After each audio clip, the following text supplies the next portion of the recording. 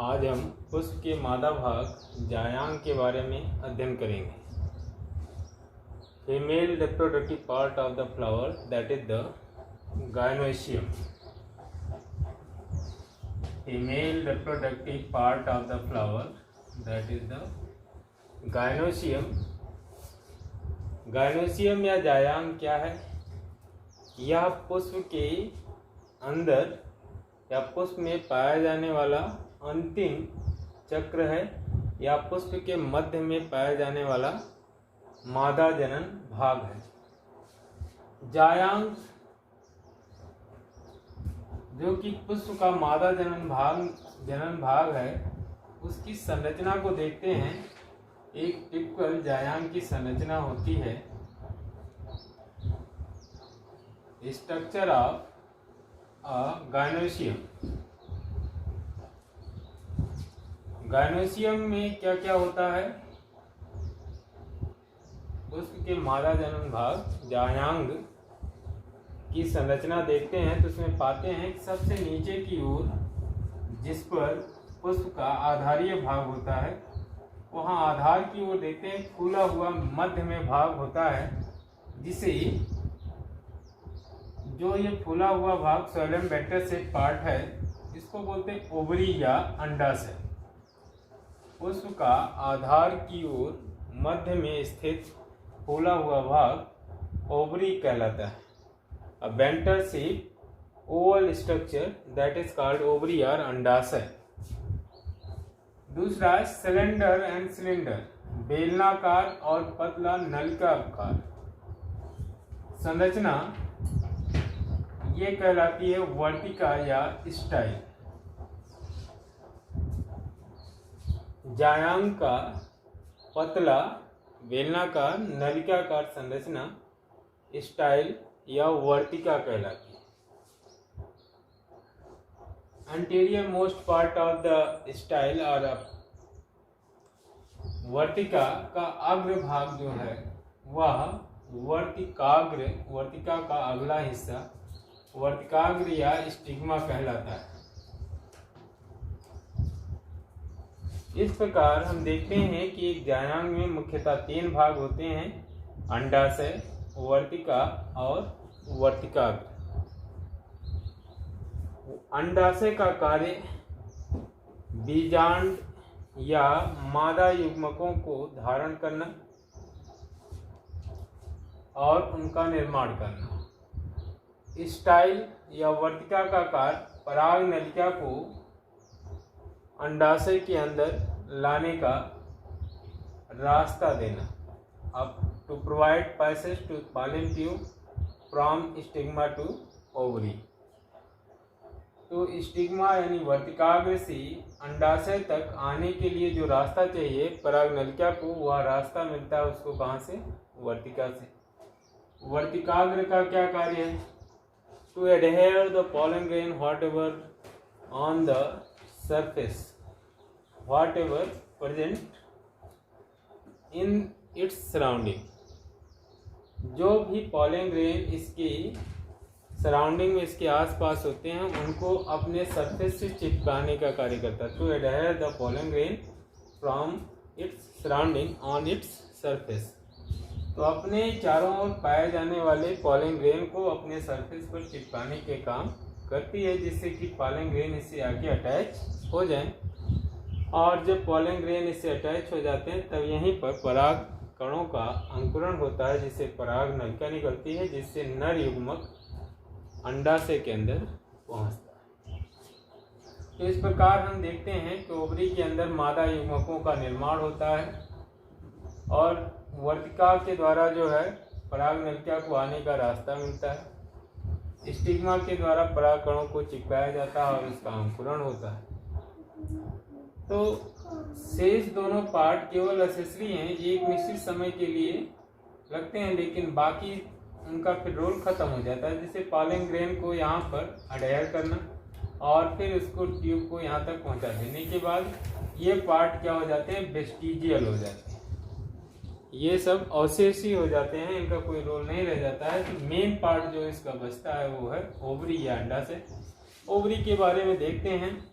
अंडाशय एक ऐसी संरचना है, गोल या अंडाकार संरचना होती है, जो अलग अलग पौधों के पुष्पों में अलग अलग प्रकार से होती है। कुछ पुष्पों में यह एक ही कक्ष के रूप में होती है, तो कुछ में यह 2 भागों में बटी होती है, कुछ में यह 2 से अधिक भागों में भी बटी हो सकती है। तो जितने कक्षों में यह बटी होती है उन कक्षों को बोलते हैं अंडक या कार्पेल। ओवरी के प्रत्येक कक्ष को अंडक या कार्पेल कहते हैं, और इन्हीं अंडकों या कार्पेल को ही हम स्त्री केसर के नाम से भी जानते हैं। स्त्री केसर या पिस्टिल, स्त्री केसर या पिस्टिल। तो जायांग की इकाई या एकल संरचना, जायांग की इकाई या एकल संरचना क्या है? अंडक या स्त्री केसर। तो अक्सर क्वेश्चन पूछा जाता है पौधे के मादा जनन भाग की इकाई क्या होती है, तो अंडक या स्त्री केसर। तो सामान्यतः हम लोग जो यूज करते हैं शब्द वह है अंडक, और ये बोलचाल की भाषा में स्त्री केसर टर्म यूज किया था, बट बायोलॉजिकली जो टर्म हम यूज करेंगे तो वह क्या आएगा? कार्पेल या अंडक। ये अंडकों की संख्या अगर 1 रहती है तो इसे एकांडकी, 2 रहती है तो इसे द्विअंडकी, 2 से अधिक होती है तो इसे बहुअंडकी कहते हैं। यूनिकार्पेलरी, बाइकार्पेलरी या मल्टीकार्पेलरी। तो हमने देखा जायांग जो है, जायांग का अंडाशय वह कई कक्षों में बटा होता है, और प्रत्येक कक्ष जो है वह एक अंडक के रूप में जाना जाता है। अंडक को जायांग की इकाई कहते हैं, और इसी अंडक के अंदर ही बाकी संरचनाओं का विकास होता है। प्रत्येक अंडक में कई छोटे छोटे कक्ष होते हैं। ये अंडक जो है कई छोटे छोटे कक्षों में बटा होता है। इन कक्षों को बोलते हैं लाक्यूल या कोष्ठक। प्रत्येक अंडक कई छोटे छोटे कक्षकों में बटा होता है। इन छोटे छोटे कक्षकों को लाक्यूल या कोष्ठक कहते हैं। इन्हीं कोष्ठक की दीवारों पर या मध्य में सतह पर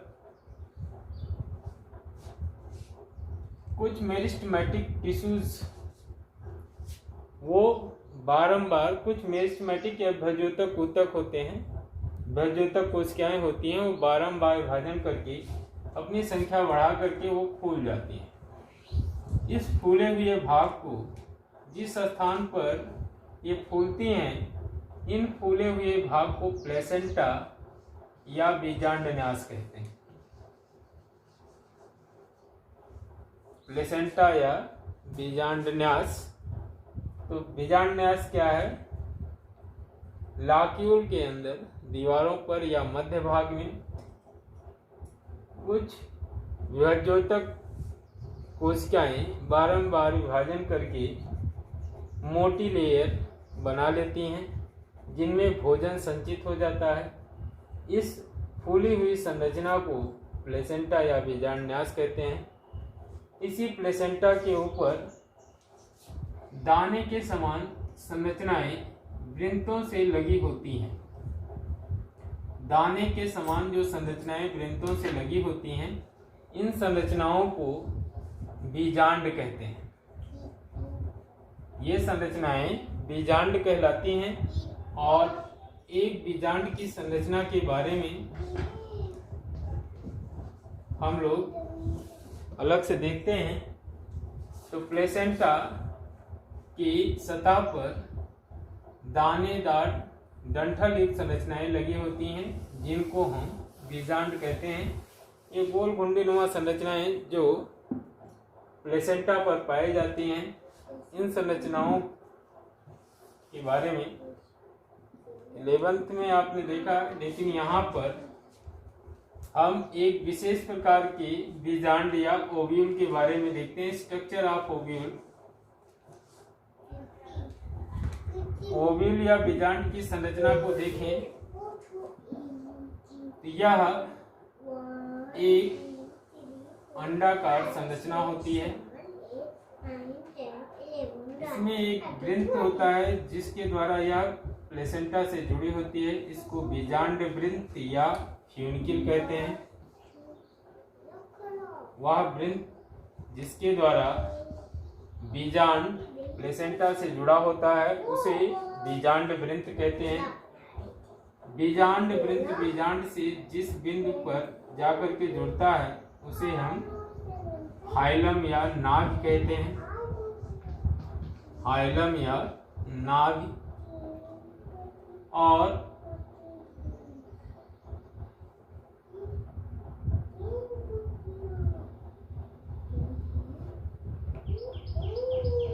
हाइलम नाभि जो होता है वह बीजांड काय से जुड़ा होता है। इस बीजांड काय को न्यूसेलस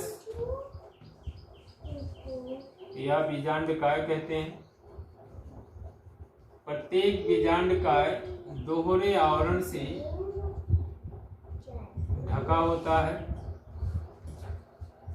बीजांड काय दोहरे आवरण से ढका होता है।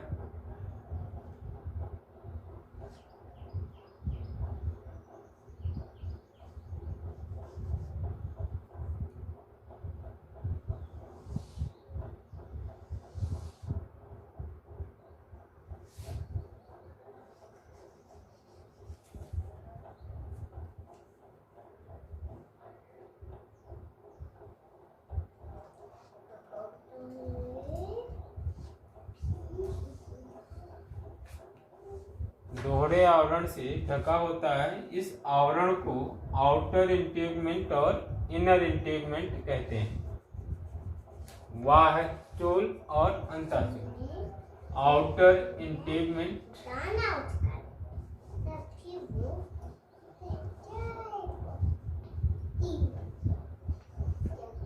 और इनर इंटेगमेंट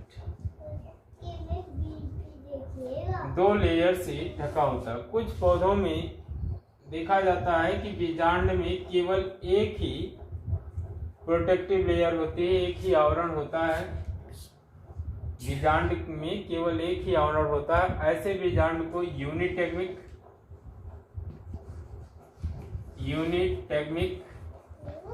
बीजांड कहते हैं। और कुछ में देखा जाता है कि इसमें ये आवरण होते ही नहीं। जिनमें ये आवरण नहीं होते हैं उन्हें एटेगमिक, जिनमें ये सुरक्षा के लिए प्रोटेक्टिव लेयर नहीं पाई जाती हैं आउटर और इनर, उन्हें एटेगमिक। जिनमें इंटेगमेंट पाया जाता है, अगर इकहरा है, सिंगल लेयर्ड है तो यूनिटेगमिक, और अगर नहीं पाया जाता है तो इसे एटेगमिक। सामान्यतः ये बाइटेगमिक होते हैं, दोहरे आवरण लगे होते हैं। इसमें ऊपर का न्यूक्लियस के ऊपर का भाग कहलाता है जो कि मेरिस्टेमेटिक या मृदुतक पैरेन्काइमस सेल्स का बना होता है। इसको बोलते हैं चलाइजा या निभाग। चलाइजा या निभाग। न्यूक्लियस बीजांड न्यूक्लियस के अंदर मेरिस्टेमेटिक टिश्यूज होते हैं। विभाज्योतक कोशिकाओं का ये समूह होता है। इस मेरिस्टेमेटिक विभाज्योतक कोशिकाओं के समूह में विभाजन होता है और विभाजन करके यह बाहर की तरफ एक लेयर और अंदर इसी में से एक कोशिका जो है वह विकसित हो जाती है और विकसित होकर के सबसे प्रमुख प्राइमोर्डियल सेल के रूप में बनती है। बाकी कोशिकाओं से पोषण लेकर के इसको बोलते हैं आर्कीस्पोरियल सेल। तो न्यूक्लियस की विभाज्योतक कोशिकाओं में से एक कोशिका सबसे अलग हो जाती है पोषण लेकर के, और इस कोशिका को बोलते हैं आर्कीस्पोरियल सेल। इस आर्कीस्पोरियल सेल में फिर माइटोसिस डिवीजन होता है, जिसके परिणाम स्वरूप मेगास्पोर मदर सेल का निर्माण होता है। मेगास्पोर मदर सेल जब बनती हैं तो इस मेगास्पोर मदर सेल में पहले मियोसिस डिवीजन होता है। मियोसिस डिवीजन होने के बाद 4 कोशिकाएं बनती हैं जो हैप्लॉइड होती हैं। इन 4 कोशिकाओं में से 3 कोशिकाएं जो होती हैं वो डिजनरेट या नष्ट हो जाती हैं। केवल एक कोशिका जो है वह एक्टिव या सक्रिय रहती है। इसे फंक्शनल मेगास्पोर मदर सेल कहते हैं। इस फंक्शनल मदर सेल से माइटोसिस डिवीजन के द्वारा 8 केंद्रकों का निर्माण होता है। क्योंकि यही कोशिका जो होती है वह रहती है, ये कोशिका बाकी 3 डिजनरेट हो जाती हैं। ये कोशिका इनलार्ज हो जाती है शेप में और इसके अंदर का केंद्रक बारंबार विभाजित करता है।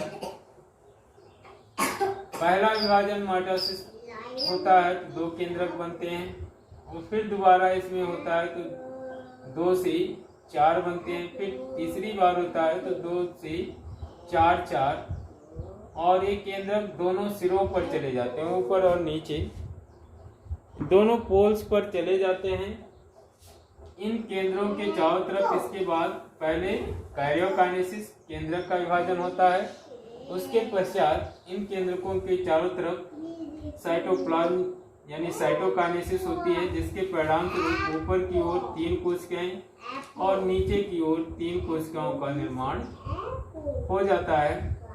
शेष 2 न्यूक्लियस बीच में आ जाते हैं और ये आपस में फ्यूज होकर के एक द्वितीय केंद्रक बनाते हैं, जिसे सेकेंडरी न्यूक्लियस कहते हैं। इस प्रकार मेगास्पोर मदर सेल के अंदर 7 कोशिकाओं और 8 केंद्रकों का निर्माण हो जाता है। एक सबसे बड़ी कोशिका जो कि मदर सेल की कोशिका रहती है उसको सेंट्रल सेल कहते हैं। 3 ऊपर वाली कोशिकाएं एंटीपोडल सेल और 2 किनारे की कोशिकाएं आधार की ओर ये सिनर्जिड सेल सहायक कोशिकाएं और बीच में एक बड़ी कोशिका अंड कोशिका। इस तरीके से एंटीपोडल सेल या एंटीपोडल्स की संख्या 3 होती है जो चलाइजा की ओर होते हैं और 2 सिनर्जिड्स होते हैं सहायक कोशिकाएं जो कि कॉलन ट्यूब को अंदर जाने में हेल्प करती हैं और एक बड़ी अंड कोशिका होती है जो मादा युग्मक होती है एग सेल। इसके अलावा यहाँ पर जो खाली स्थान इंटेगमेंट के अलावा रिक्त रह जाता है इसको बीजांड द्वार या माइक्रोपाइल कहते हैं। इसको सपोर्ट देने के लिए जो वैस्कुलर बैंडल इसके अंदर रहता है, इस बीजांड वृंत में इसको रैफे कहते हैं। इस प्रकार हम देखते हैं कि एक बीजांड की संरचना में दोहरा आवरण, सुरक्षात्मक आवरण इंटेगमेंट का होता है, चोल होता है।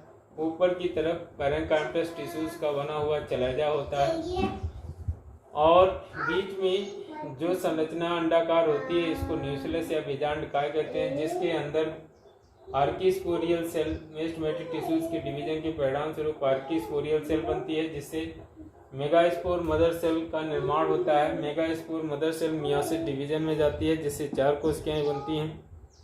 इसमें से 3 कोशिकाएं डिजनरेट हो जाती हैं और एक कोशिका जो है फंक्शनल रहती है। वो फंक्शनल मदर सेल जो है पुनः 3 बार माइटोसिस डिवीजन में जाती है सक्सेसिवली, जिसके परिणाम स्वरूप 8 केंद्रक का निर्माण होता है, जिसमें से 3 केंद्रक दोनों पोल्स पर चले जाते हैं। शेष एक केंद्रक या न्यूक्लियाई मूव करके वो सेंटर में आ जाते हैं। इस प्रकार एक न्यूक्लिएटेड एंड 7 सेल स्ट्रक्चर बनता है। इस संरचना को भ्रूण कोश कहते हैं। ये क्या है? भ्रूण कोश। ये एम्ब्रियो सैक क्योंकि इसी के अंदर एम्ब्रियो रहना है, तो ये पूरी संरचना एम्ब्रियो सैक कहलाती है। ये न्यूक्लियस बीजांडकाय और बीजांडकाय के अंदर ये एम्ब्रियो सैक के अंदर जो है ये 7 संरचनाएं होती हैं। इस प्रकार ये बीजांड की संरचना और मेगास्पोर यानी एक सेल का निर्माण बीजांड के अंदर होता है। तो फीमेल गैमेटोफाइट क्वेश्चन अगर आता है, फीमेल गैमेटोफाइट किसे कहते हैं? फीमेल गैमेटोफाइट का अर्थ है बीजांड। वह संरचना जिसके अंदर गैमेट का निर्माण होता है उसे हम क्या बोलते हैं? गैमेटोफाइट। तो फीमेल गैमेटोफाइट के रूप में यहाँ क्या होता है? बीजांड। इसी तरीके से मेल गैमेटोफाइट के रूप में क्या होता है? पोलन ग्रेन, परागकण।